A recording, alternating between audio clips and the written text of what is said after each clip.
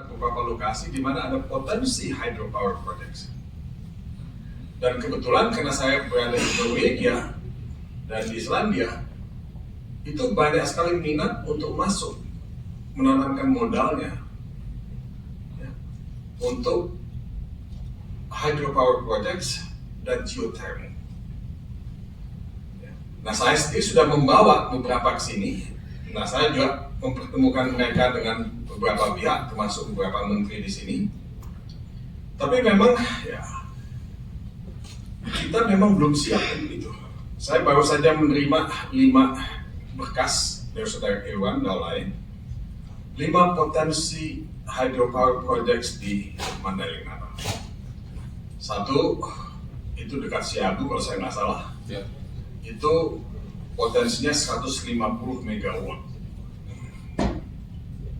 Kemudian ada 1 lagi proyek yang potensinya 40 megawatt. Ada yang skala kecil, yang 7 megawatt, 9 megawatt, dan 15 megawatt. Nah, saya tidak mimpi, tidak terlalu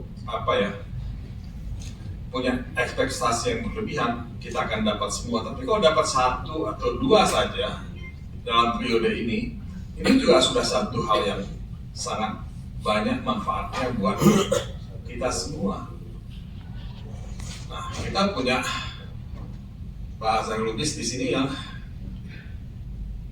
berinteraksi terus-menerus dengan investor asing. Masalahnya memang adalah, nah ini teman-teman yang di bisnis atau sudah di bisnis akan tahu bahwa setiap pembangunan proyek semacam ini bottleneck-nya itu ada pada PLN. Karena ketika kita mesti tanda tangan PPA, kita mesti negosiasi PPA, di situ macetnya kepanjangan. Jadi ini yang memang akan dengan attachment SK bahwa saya diangkat menjadi ketua tim percepatan pembangunan Mandailing Natal. Saya dalam hati saya berpikir bukannya Pak Darmin Nasution yang lebih tepat atau Pak Mulya Nasution atau yang lain-lain, karena beliau-beliau itu yang punya jam terbang yang tinggi dalam menangani soal-soal pembangunan di Indonesia ini. Kalau saya ini banyaknya kasih komentar sama dengan Faisal Basri, tapi jam terbang di pemerintahan kita itu mungkin tidak seberapa. Tapi karena memang Pak Bupati dan yang lain-lain meminta saya, dan saya sebetulnya juga sudah bicara dengan Pak Darmin, yang mau Pak Darmin aja, tapi Pak Darmin bilang, ya udah jalan aja, pokoknya kita semua bantu. Itu Pak Darmin bilang. Jadi saudara-saudara sekalian, memang kita yang ada di Jakarta ini itu beyond politics. Kita nggak ada yang bicara mengenai partai politik, tidak ada yang bicara mengenai golongan atau kelompok. Kita semua di atas itu. Karena buat kita yang penting adalah bagaimana kita memajukan Kabupaten Mandailing Natal. Siapapun bupatinya, partai apapun dia berasal, buat kita itu tidak penting sama sekali. Yang penting apakah bupatinya punya komitmen atau tidak untuk membangun daerahnya. Universitas, ya, pendidikan tinggi kita, ya, yang kita sudah punya, ya. Pembangunan pasar, kalau saya nggak salah. Nah, tentu ini hanya sebagian dari upaya kita untuk meningkatkan harkat dan martabat, ya, Mandailing Natal, ya, manusia-manusianya untuk bisa kompetitif. Saya pribadi, ya, ingin juga appeal kepada kita semua, jangan just for the sake of developing the region kita menerima dan melakukan apa saja gitu. Karena kita juga sedang dalam satu dunia yang sedang berubah. Dunia yang sedang mengalami transisi. Kita banyak sekali ya perkebunan kelapa sawit di sana. Saya tidak anti ya kelapa sawit, tapi waktunya sudah berubah untuk juga ikut dalam transisi energi yang sedang terjadi sekarang ini. Karena itu saya sangat getol, misalnya saya dengan Irwan Daulay berapa kali komunikasi ya. Apa bisa kita coba menggagas dan menginisiasi pembangunan beberapa hydropower projects di Tapanuli Selatan, di Madinah. Dan potensi itu ada gitu, karena dulu sebetulnya sudah ada semacam apa ya, saya tidak ingin bersikap sinis terhadap kabupaten lain atau wilayah lain ya. Karena memang ada daerah yang majunya luar biasa, tapi kok melihat Mandailing Natal yang punya potensi begitu banyak, begitu luar biasa, tapi kok kita ketinggalan jauh. Padahal apa yang kurang di Mandailing Natal? Sumber daya alam, sumber daya manusia, kita tidak kalah. Kita punya semuanya.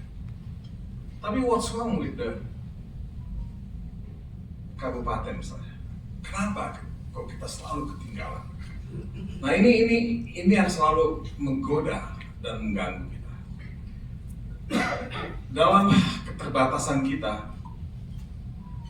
kita semua, Pak Darmin, Pak Saud, Pak Mulia, Pak Asrak, dan yang lain-lain semua, Pak Saifullah, dan kita ini berusaha untuk mencoba melakukan apa yang kita bisa lakukan.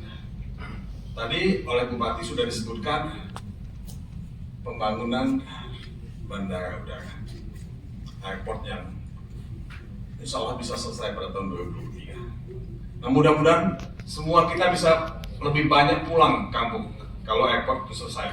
Kita nggak usah dari Medan lagi, tidak usah dari Padang. Pak Nasution juga pasti mau pulang kalau bandara ini selesai. Jadi itu satu hal ya, yang kita sudah mulai beberapa tahun yang lalu.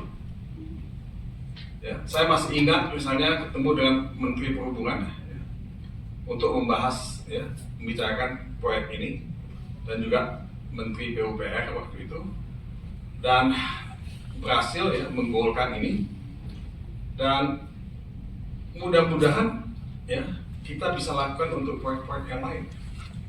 Tadi nggak usah bantu bupatinya, ya. Jadi buat kita itu yang jadi pegangan kita ke depannya. Nah oleh sebab itu, kalau saya pribadi, saya kan juga yang lain-lain sesepuh Mandailing Natal di sini, itu tidak membeda-bedakan ya, siapa bupatinya. Bupati yang dulu juga kita dukung, bupati yang sekarang juga kita dukung sejauh komitmennya sama. Jadi saya pribadi mungkin tidak bisa berbuat terlalu banyak, tapi saya percaya bahwa sesepuh-sesepuh yang ada di sini, ya, semua tokoh-tokoh yang ada di sini, yang senior, yang setengah senior, yang junior, itu semua punya kecintaan terhadap kampung halaman. Saya tidak bisa membayangkan orang yang tidak punya kampung halaman mau bangun apa gitu. Ketika lumpuh Sidoarjo, Lapindo terjadi, itu banyak sekali orang yang kehilangan kampung halaman, kehilangan masa lalunya, kehilangan peradaban masa lalu yang dia punya. Nah kita ini masih bersyukur, masih bangga bisa punya kampung halaman dan bisa memperlihatkan kepada anak cucu kita, oh ini loh kampung kita, di rumah ini kita dilahirkan, di sini kita pernah mandi di air Patanggaris. Itu semua membuat kita punya komitmen, ya. Karena kita punya kampung halaman, karena kita punya tanah, ya, di mana kita dilahirkan, kita punya rumah di sana. Nah, jadi kita ekspornya cuma kopi. Kalau kopi cuma datang dari kampungnya Pak Faisal Basri sana, itu nilainya segini, senjatanya nilainya segini gitu. Jadi selalu trade deficit itu nggak bisa dihindari. Jadi ya banyak yang kita, tapi banyak yang lain yang kita bisa lakukan ya. Dan saya melihat ya, potensi itu ada pada kita semua di sini. Saya tidak ingin ya berpanjang-panjang, tapi yang saya ingin katakan ya kalau kita mau, kita bisa. Kalau kita bersatu, kita bisa. Dan semoga pertemuan malam ini menjadi awal dari satu komitmen ya, untuk betul-betul mau masipatui Nabi. Ya. Pulang sama-sama, kita kerja sama-sama dan insya Allah ya, kita bisa seharusnya. Tidak bisa seperti tetangga kita, ya, tapi seharusnya kita bisa. Sekali lagi, dari Kabupaten Mandailing Natal, para sesepuh, para tokoh, ada Pak Akhir udah lama kita nggak ketemu ya Pak Akhir.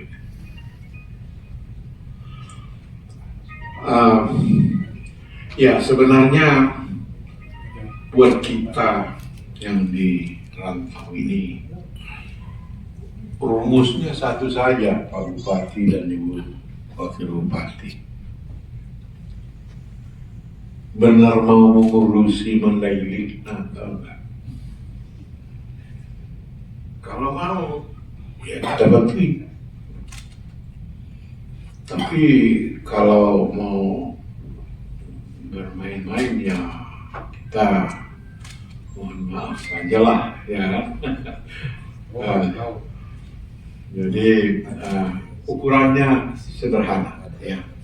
Nah tadi Pak Mulia ngomongnya udah ngomong infrastruktur dulu ya.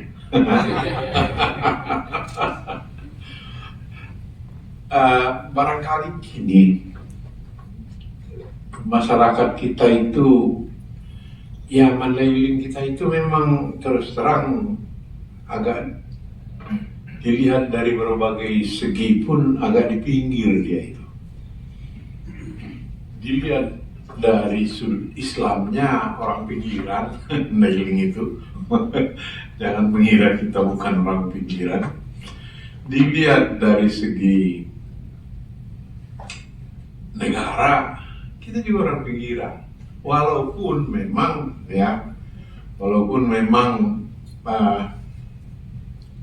orang dari Sumatera biasanya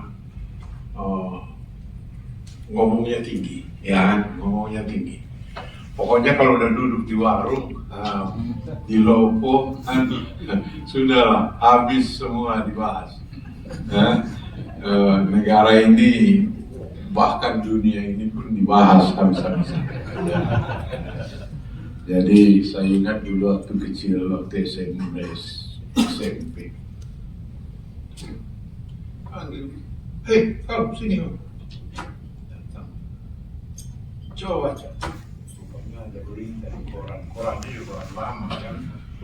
Dibaca, habis itu sibuk mereka berdiskusi mengenai kopi kita. Hebat memang orang Mandailing. Dan saya kan dari Magang.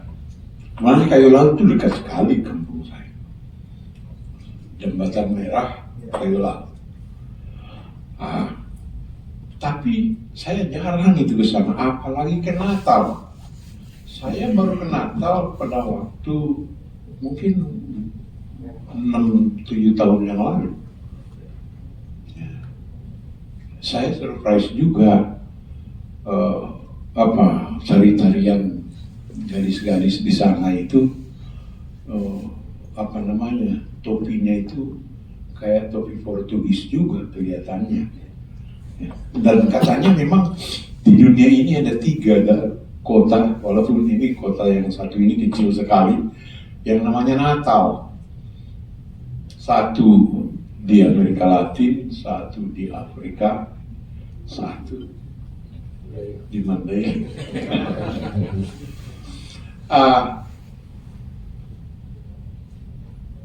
Kenapa Willem Schrander sekolah ke Belanda 1800-an? Saya kemudian menyadari itu ada hubungannya dengan kopi. Kopi Mandailing itu. Kalau Anda buka textbook kopinya Belanda yang terbit mungkin tahun 1900, 1902, 1903, itu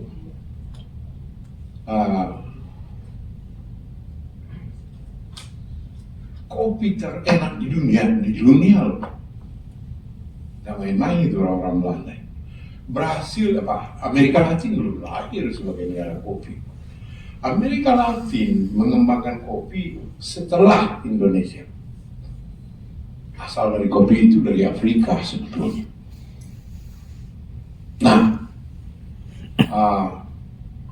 kopi nomor 1 di dunia, kata buku Belanda ini, saya punya bukunya di rumah. Nomor 1, kopi Mandailing. Dia bilangnya Mandailing. Ngurusi di Mandailing. Itu adalah perhutanan sosial.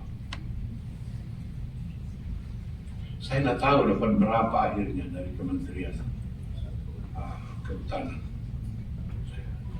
Itu mereka dibaginya itu ada di beberapa tempat kelihatannya. Salah satu di antaranya di tempat orang menanam ganja itu. Dan memang kita mengincar itu tadinya. Bahkan ada ambisi sebetulnya membuat semacam, kan hebat kalau ada tanah kebun ganja jadi kebun kopi gitu. Jangan lupa Pagur itu juga daerah kopi itu tadinya zaman Belanda. Pagur ya selain Ulu Pungkut sana. Nah, atau sayur-sayuran. Nah, saya kalau nanti saya bantuin Pak Todung, ya saya kayaknya mau ngurusin itu lagi.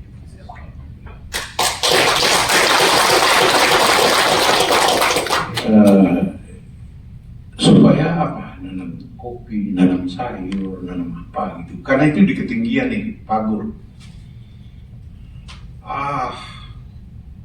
Kemudian yang saya teringat juga, di Lampung itu ada kebun nanas sama pisang. Ada investasi di sini. Cuma Lampung itu dia dari barat, dari sebelah timurnya Sumatera itu pergi ke Arab, ke India sana. India, Arab segala macam. Sebenarnya posisi Natal itu punya keunggulan dalam jarak ke Arab, ke India, ke beberapa negara. Itu bedanya agak banyak. Ya memang ini udah gak ada sekarang. Udah almarhum kelihatannya. Padang namanya.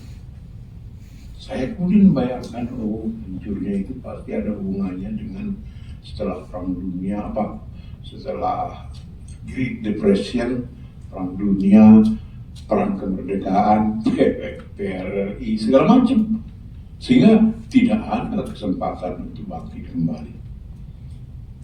Nah, kenapa saya menyadari hubungannya dengan kopi? Anda tahu di mana gudang kopinya Belanda itu? Pak SMA yang ada di Kayu Lantu. Itu dia tempatnya. Karena dia mengekspornya lewat Natal. Bukan lewat Pekanbaru atau Medan, lewat Natal. Nah, ya bukan karena baik sekali si Belanda itu membawa Willem Iskandar sekolah. Uang kopinya itu banyak juga hasilnya. Nah, kemudian juga dari Anggi Saud Usman sudah sangat lengkap sebenarnya ya. Jadi pesan harapan yang disampaikan oleh katakanlah para sesepuh tokoh-tokoh yang ada di perantauan, khususnya yang tinggal di Jabodetabek ini. Dan sesudah saya barangkali masih akan ada nanti. Dan yang sangat penting dari Pak Faisal Batubara itu jangan sampai tidak ada itu nanti pandangan-pandangan untuk kemajuan kampung kita. Saya sebelum pandemi cukup sering pulang kampung, paling tidak 3 kali, 4 kali. Tapi selama 2 tahun ya kita nggak bisa pulang, saya kira. Kecuali Pak Saud ya, kelihatannya Covid juga takut sama Pak Saud, jadi juga bisa sering ke sana gitu ya. Saya kira kunci ya kita memajukan pembangunan di daerah kita adalah kolaborasi ya. Potensi yang dimiliki oleh daerah kita sangat besar. Walaupun kita secara geografis disampaikan oleh Bang Darwin tadi berada di pinggiran Indonesia. Walaupun Belanda tersesat juga itu ke pinggiran Indonesia. Terbawa perang Badri ya. Atau memang mengincar mengetahui ada emas di sana barangkali ya, selain kopi gitu. Pemda untuk bisa menjembataninya. Karena kalau sudah kita siapkan lahan, tinggal nanti Bapak ajukan ke Kementerian Olahraga untuk stadionnya.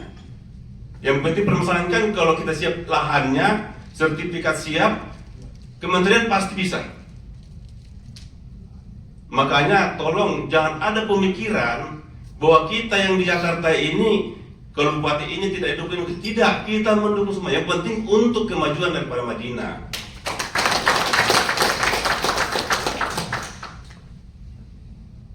Kemudian juga ada permasalahan yang mendasar di sana. Sebetulnya kita potensial sekali.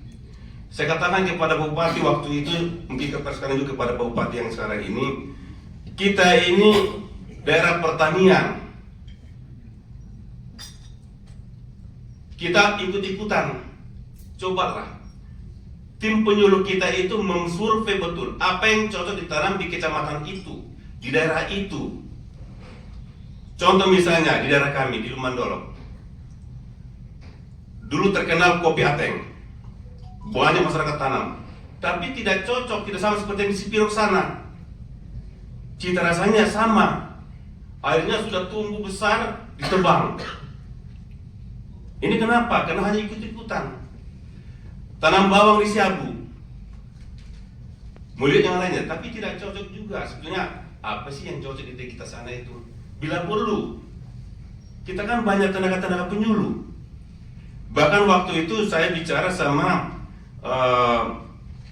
dari IPB pada saat kita pertemuan ada di Paluta. Saya bilang bagaimana supaya kita juga disurvei oleh IPB kita, apa sih yang cocok di masing-masing daerah itu, supaya betul-betul SKPD di beberapa departemen atau beberapa bidang yang nantinya siap untuk memaparkan. Waktu itu karena saya masih menjabat sebagai Wakabarisrim, saya masih bisa mengundang sekjen kementerian. Sehingga saya ada 6 sekjen kementerian yang nantinya waktu itu bisa membantu kita. Tapi sekarang ini tidak perlu seperti itu lagi, di mana ada beberapa hal yang ingin saya sampaikan kepada Bapak Bupati dan Wakil Bupati dan juga para pejabat dari Pemda Madinah.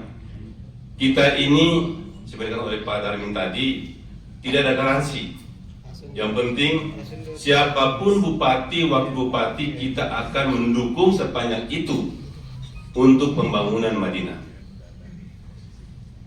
Saya ada beberapa hal yang ingin saya angkat kembali. Pertama dari aspek pendidikan. Di sini ada mungkin dari dinas PDNK ataupun dari Departemen Agama. Kita ini sudah ada peluang. Saya kalau melihat Bapak Darmin ini saya malu. Kenapa? Beliau sudah meletakkan batu pertama pendidikan umum di Kota Nopan. Pendidikan tinggi di Kota Nopan sebagai pengembangan daripada Stain Madinah yang telah menjadi negeri. Karena di dalam statuta dan borang kita, Stain Madinah ini untuk jangka pendek menjadi IAIN, Stain negeri, jangka menengahnya menjadi IAIN. Seharusnya pada saat kami dengan Pak Todung Mulia Lubis menghadap Pak Menteri Agama, waktu itu kita beraudiensi dengan Bapak Darmin selaku Menko Perekonomian waktu itu, Pak Menteri Agama sudah mengatakan 2022 sudah harus IAIN. Tapi saya tidak tahu bagaimana ceritanya karena memang kepala Stainnya juga tidak tahu kemana arahnya. Kemudian juga